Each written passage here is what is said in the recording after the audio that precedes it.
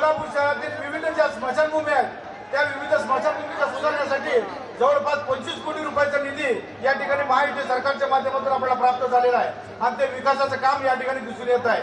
त्याच पद्धतीनं आयुष्यमान योजनेतून गरिबांना 5 लाख रुपयाची मदत या ठिकाणी मोदी सरकारच्या माध्यमातून महायुती सरकारच्या माध्यमातून या ठिकाणी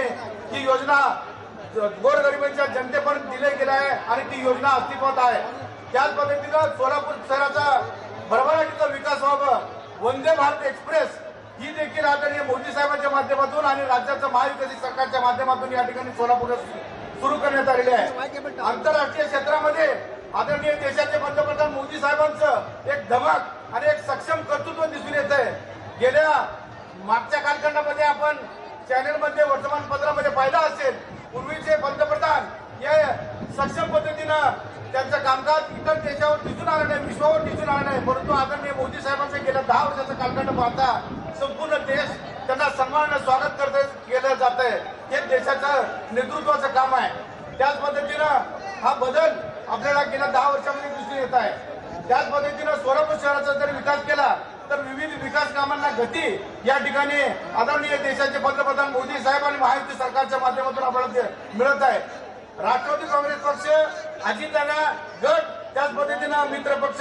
भाजप महायुतीचे उमेदवार रामभाऊ सातपुते यांना बहुमताने विजयी करायचा आहे आणि निश्चितपणे सोलापूर शहरातील जनता येत्या 7 तारखेला विकास काम करणारं जे तरुण तडफदार आमदार आहेत, जे शेतकऱ्याचं कुटुंबामध्ये जन्मालेला आमदार आहे, आदरणीय आमदार रामभाऊ सातपुतेंचं गेल्या 5 वर्षाचं जर कामकाज पाहिलं तर सोलापूर शहरातील विद्यापीठ आहे अहिल्यादेवी होळकर विद्यापीठ, या विद्यापीठाच्या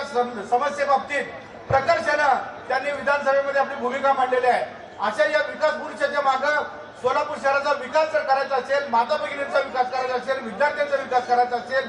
उरलेले पाण्याचे प्रश्न आहेत, विमानतळाचा प्रश्न आहे, त्याच पद्धतीनं उद्योग व्यवसायाचा प्रश्न आहे, IT हबचा प्रश्न आहे, हे सगळं प्रश्न जर सोडवायचा असेल तर देशाचे पंतप्रधान आदरणीय मोदी साहेबांचा हात बळकट करायचा असेल तर येत्या 7 तारखेला